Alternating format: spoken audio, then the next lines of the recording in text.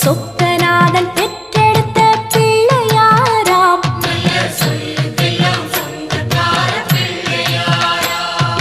கைலாய மலைய விட்டு தெற்கே வந்தாராம்.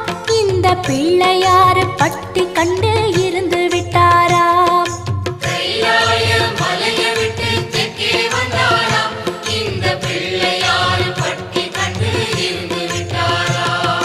கணபதியார் வந்தாரம்மா, நம்ம உறவாக நின்னாரம்மா.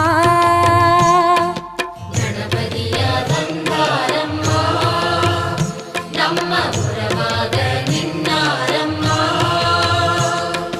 சொக்க